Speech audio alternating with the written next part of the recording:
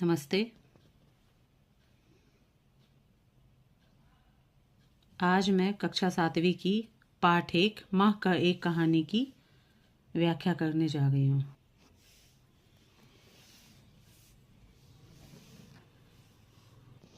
माँ कह एक कहानी। बेटा, समझ लिया क्या तूने मुझे अपनी नानी?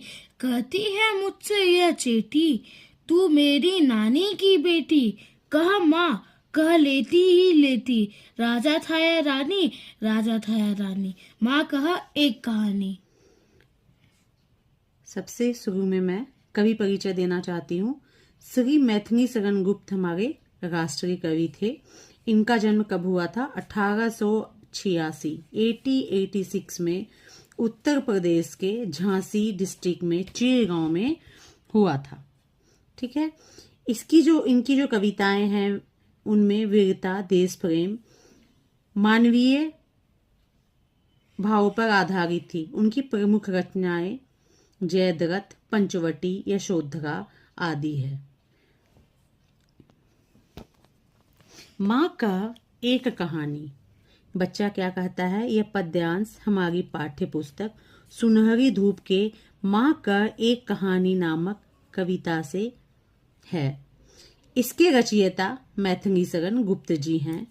प्रस्तुत पद्यांश में राहुल अपनी माँ से कहानी सुनाने को कहता है और माता यशोधरा राहुल को कहानी सुना रही है।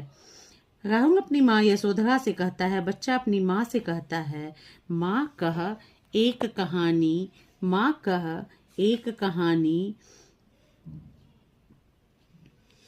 राजा या रानी की कहानी सुनाओ। उनकी माँ कहती है, पुत्र तू हठ करता है। हठ मतलब जिद, अर्थात जिद। तो सुन, एक दिन सुबह बगीचे में तुम्हारे पिता घूम रहे थे। वहां पुष्प की सुगंध चारों ओर थी और इतना सुनकर राहुल कह उठता है कि हाँ माँ, मुझे यही कहानी सुनाओ।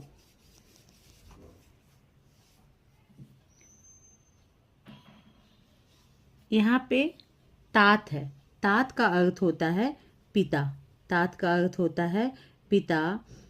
सुरभि मतलब होती है खुशबू, भ्रमण घूमना, उपवन बगीचा। हठी जिद्दी, हठी जिद्दी। माँ का एक कहानी। इस कविता में बच्चा अपनी माँ से